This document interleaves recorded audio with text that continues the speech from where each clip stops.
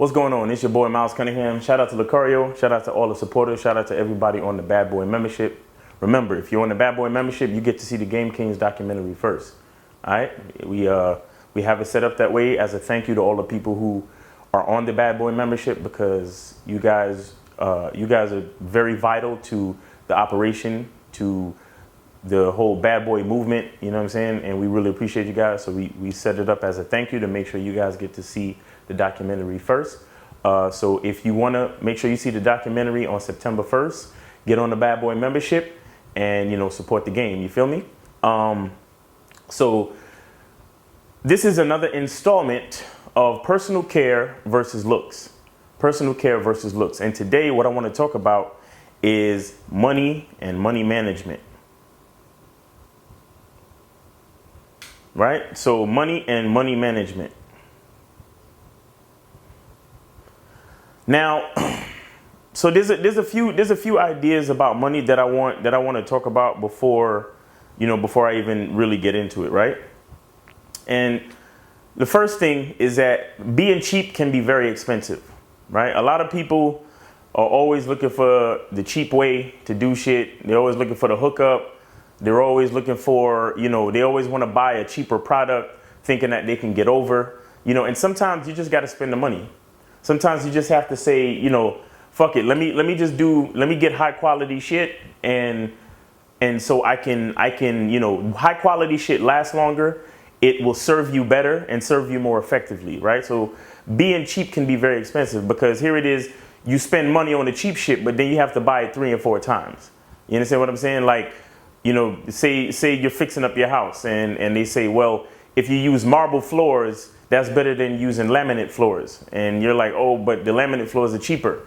But so you rent your house out to a woman with, 6 kids, and your laminate floors get ate up after 6 months. When if you have bought the marble floors, it could have lasted you 12 years. You see what I'm saying? So it's just something to consider. It's just something to consider that being cheap can be very expensive. Buying cheap shit can end up costing you a lot of money, right? Another thing about money is that you have to remember that money, there's a reason why they call money currency, right? Money has to flow like currency, like electricity. In order for electricity to work, everything has to flow. And what I mean by that is, don't be afraid to spend money. I mean, it can also go with what I talked about before, as far as being cheap is, being cheap can be expensive. But what I'm really saying is that money has to flow. Money has to go out so money could come in. You have to put money out so money could go in, could come back to you, right?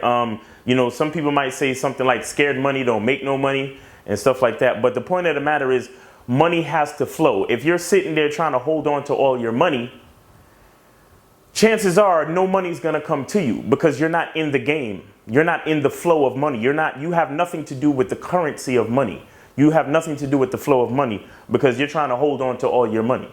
You understand what I'm saying? You're being stingy, you're being cheap. You understand? And that doesn't allow you to be a part of the process of money being made, money being spent. It's a process. If you run a business, if you do anything, you have to spend money. And then as you spend money, money comes to you. You understand what I'm saying? Whether you spend money to go to work so you can work your job and get paid at the end of the week. You understand? You spend money to buy clothes so you could work your job and then so you could continue to get paid. Or you spend money to buy raw materials so you can, put it together and make a product so you can sell it and get money back that way. You understand? Or, if you flipping houses, you have to spend money to buy a house, or, buy it on credit, buy it in some sort of fashion to acquire the property. Then you fix it up and then you flip it. Point of the matter is, it's a flow. Money has to flow. That's why they call it currency. Okay. And never be afraid of the cost of doing business. If you want to do business, you have to understand that there's always a cost of doing business. James Brown once said you got to pay the cost to be the boss, right? You got to pay the cost to do business, period. Whether it's taxes, whether it's the cost of raw materials, whether it's, transportation, shipping, anything. Bottom line is the cost. There's always a cost to doing business, and never be afraid of that. it's a part of the game. It's a part of the situation. Like, for example, talking to females, the cost of talking to females sometimes is getting rejected, right? So, but it has to be done. You have to increase your mouthpiece. You have to increase your talent when it comes to talking to chicks. You have to, talk to different chicks to find out what you like, what you don't like, different things like that. You have to learn how to develop a thick skin socially when dealing with women. So that's why you have to talk to a lot of women, get rejected, and keep it moving. You understand? Because you have to build up that strength. You have to build up that mouthpiece. You have to build up that tolerance for bullshit. You understand? Because let's face it, dealing with women, a lot of times you're gonna get faced with some bullshit. So you have to build up your tolerance for that type of bullshit, and so that's a part of the cost of fucking with women and trying to be successful with women and things like that. You know what I'm saying? But there's always a cost of doing business. Never be afraid of it. You see what I'm saying?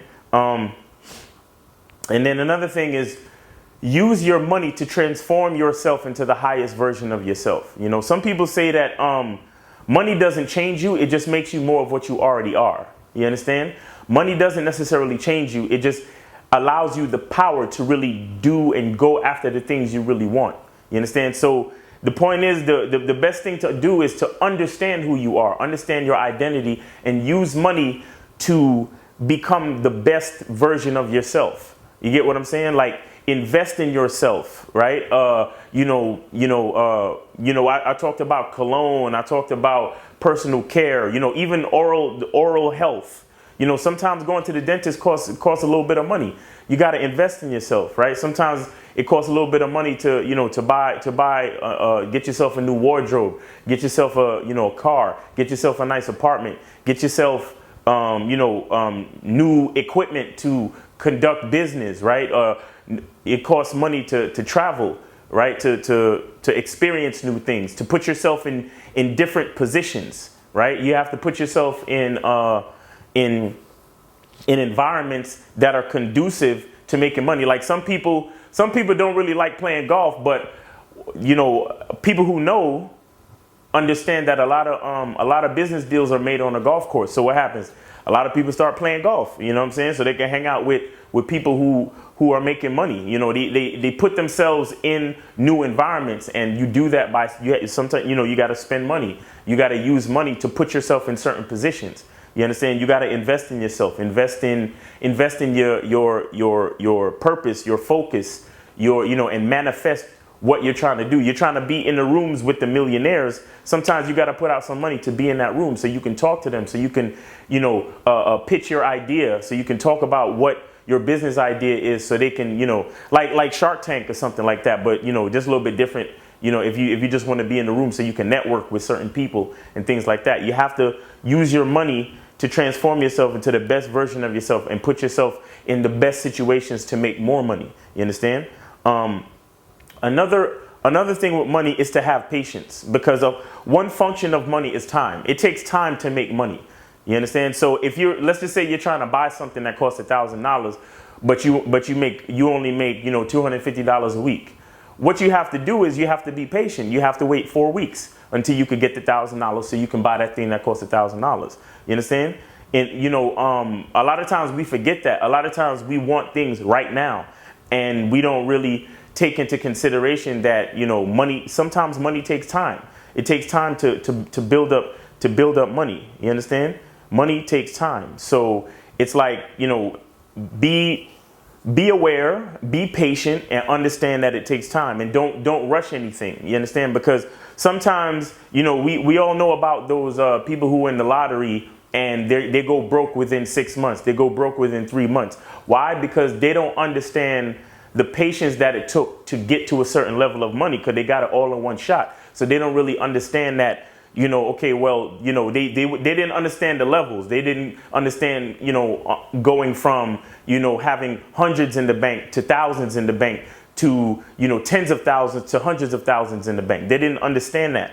They didn't understand the patience and the management and all the skills that go into, building up that type of wealth, building up those type of resources, and the respect they should have to manage those type of resources, and the strategy to manage those type of resources, because they received the money all in one shot. So they like, oh, well, I received it so easily, so I can spend it easily and so they don't have a certain level of respect for the money, so they go broke. They go broke right away. So it's like you have to understand patience. You understand? You have to understand patience with money. Understand that money is also a function of time. Money is also a function of time. You make a certain amount of money in time. Like, for example, if you own property and you're renting it out, you're making a certain amount of money every month. You see what I'm saying? So you have to strategize and use game to make that be a part of how you manage your money and how you spend your money. You get what I'm saying? So you have to also look at the time factor and have patience, right? So, and then another thing about patience is to understand that you have to go at your own pace. You understand? Like, you might have a friend or somebody that they have a business, but they're making $1,000 a week where you make $250 a week. So they make 4 times as much money as you in a week. So they get to go out and buy this and do that and go on trips and blah blah blah. And you're looking at them like, damn, like, it's fucked up, blah blah blah. He gets to do that and I gotta wait and this, that, and the third. But it's like patience, right? You gotta have patience. Everybody goes at their own pace. You understand? Your path is your path. Your journey is your journey. It's built for you. You understand? Maybe he's reached a point. Maybe your friend reached a point where he can deal with that type of money. You understand? Or maybe not. Maybe he'll have all that money and he'll be a fool and fuck all his money up. But you still there, slowly making your $250 a week. And then by the time he turned around looking at you, now he's looking at you like you're the one in power because he fucked his money off because he thought he was good because he was making $1,000 a week when you was only making $250 a week. But because you had more patience, because you understood your journey more clearly than he understood his journey, you're actually doing better than him in the long run. You see what I'm saying? So you also have to understand that everybody has their own journey. Everybody has their own path. Everybody has their own pace when it comes to making money. So be patient and don't be checking on another man's pockets. Check on what's going on in your pocket. You see what I'm saying? So another thing is wealthy people, they make money or they make new investments to pay for liabilities, right? So for example, you might say, man, I want to buy a car. I want to have a second car. Right? I want to have a sports car or something like that. Right now you're driving like a regular car, but you want to have a sports car, right? What wealthy people do is instead of going out and buying the sports car, they make another investment or they start another business. And based on the success of that business, they use the money from that new business to buy the sports car. So they don't have to actually go into their savings or spend any money that they already have in order to get that new thing that they're trying to get. You get what I'm saying? So set up, you have to have patience, you have to strategize and set up your finances so you can use assets to pay for liabilities. You get what I'm saying? Because a business is an asset, a sports car is a liability. So you have to understand the difference between assets and liabilities. You know what? Real quick. This book is a good book to read on that. This book is definitely a good book to read on that, talking about how to think, how to strategize, and how to get your money right, and how to get to success, right? And another good book, speaking about assets and liabilities, is another book called Rich Dad Poor Dad by Robert Kiyosaki. You understand? I read that book when I was really young, and it opened my eyes to a lot of stuff. So the thing is, strategize the allocation of assets in order to acquire more liabilities. You understand? Liabilities meaning things that you find pleasurable, or learn how to acquire liabilities that also work as assets. Like so for example, you might want to have a summer home in Los Angeles or a summer home in Hawaii, right? But hey, you're not going to be there. You're not going to be there all the time. So why not Airbnb that summer home? And then you spend time in your summer home when you want to spend time in your summer home. But all the other time that you're not there, you're Airbnb-ing it. So it's always making money. You see what I'm saying? Like, have thoughts like that where it's like, even though it's a liability, it's still an asset. It's still an asset because whenever you're not there, it's making you money. You get what I'm saying? And then always try to have enough game to make the best use of the money that you already have. You understand? The most valuable money is the money that you have. You know, a lot of times we try to bank on what we think might happen and money, and we counting on getting a loan, and we counting on this and we counting on that. But the truth is, the most valuable money that you have is the money that you have. You understand? Is the money that's in your pocket. You understand? So understand the power of that and try to use that to the best of your abilities. Try to strategize, or like I said, or have patience and build up your money and then use it, you know, in a way where, you know, it can benefit you the best way, right? But the most important thing is to understand that using the money that you have, that's the most important money. The money that you actually have access to, that's the most important money.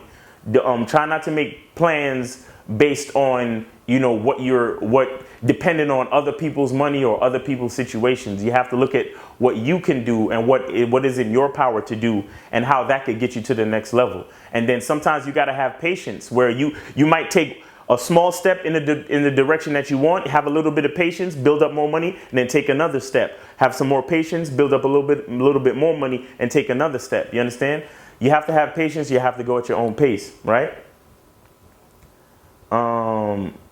Right. So yeah, you have to have a great understanding of what to do with the money that you already have, right? And so there are a few things about money management that helps you to do things. I mean, there are a few things I want to talk about with money management. So you got to save your money. That's one thing you got to do.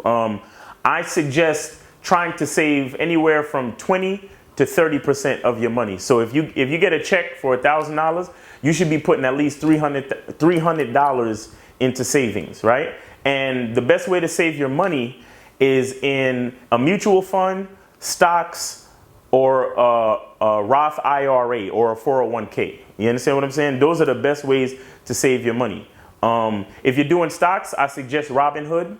Robinhood is a pretty good way to invest in the stock market and save your money. If you're doing long term, I mean, you got some people that like to do day trading. I don't really mess with that because I don't know enough about the stock market to really follow those patterns and make day trades like that. You understand what I'm saying? But if you know you want a long term way to save your money that's better than a bank account, I would say get into Robinhood and invest in stocks that you know. You know what I'm saying? Like a lot of us, you know, we wear Nike sneakers.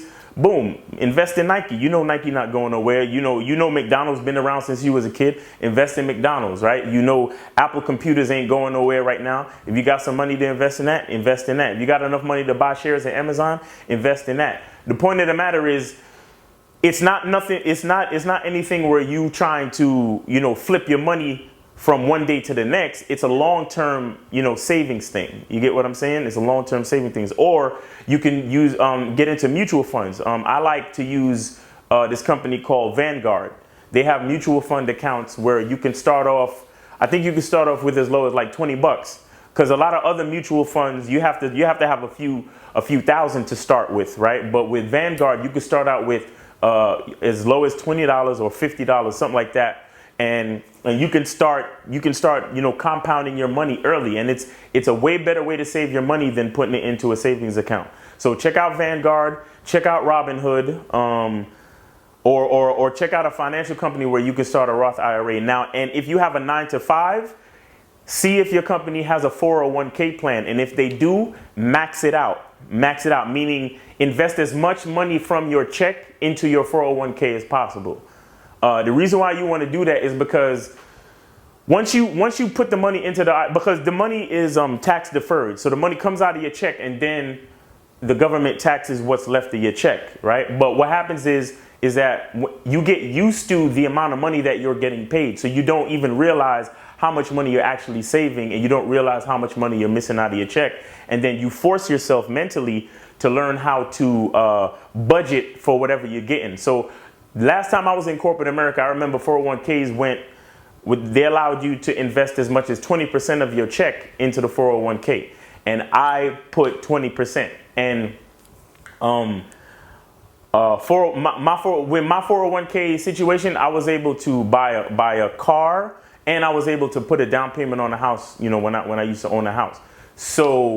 And that's something that helped me out in life a lot. You understand? I mean, you with 401ks, you're not supposed to really take the money out until you retire. But sometimes, if you're willing to incur a penalty and you need the money to make a big move, like buying a house or a car, the money is there for you. You see what I'm saying? So it's another way to have a little bit of wealth. Or if you get into trouble and you need to pay off debt or whatever, it's a good way for you to have money set aside, right? So yeah, if you have a 9 to 5, if you got a corporate job, find out about their 401k plan. And sometimes some companies are they are really good companies where they might match your contributions, meaning that if you put $5 into your 401k, the company puts $5 into your 401k. So instead of just putting $5, you're actually putting $10 into your 401k. And stuff like that can be very powerful once the money starts to compound and things like that, right? So I said invest in stock market, check out Robinhood. It's the easiest way to do it because you can do it right on your phone. Invest in mutual funds. Check out Vanguard mutual funds because you can start out with a very low amount of money. And if you have a job, check out their 401k plan. Or if you don't have a job like that, try to set up a Roth IRA. A Roth IRA is something like a 401k plan where you can invest in it and then you can use that money when you retire. Check out life insurance plans if you have a family, if you have kids. Most life insurance plans are pretty cheap, anywhere from $20 to $40 a month. But if God forbid something was to happen to you, your family, your children, or whoever you sign as the beneficiary can get hundreds of thousands of dollars when you die. You understand what I'm saying? So that's another good thing. Try to invest in property. Try to invest in business. Everybody should have a side hustle. I mean, the internet is here for us to use, to build businesses, come up with ideas, to have a side hustle. You can have a 9 to 5, that's cool, but you should have a side hustle too that has something to do with a passion or interest. You know what I'm saying? You want to make t-shirts, you want to have a YouTube channel, you want to sell shit on Amazon, whatever you do, invest in yourself and invest in business where you have a side hustle, right?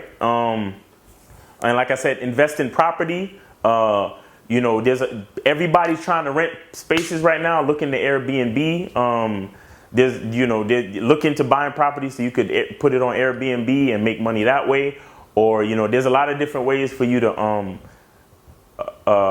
be a person who manages properties and stuff like that. So property is another good thing.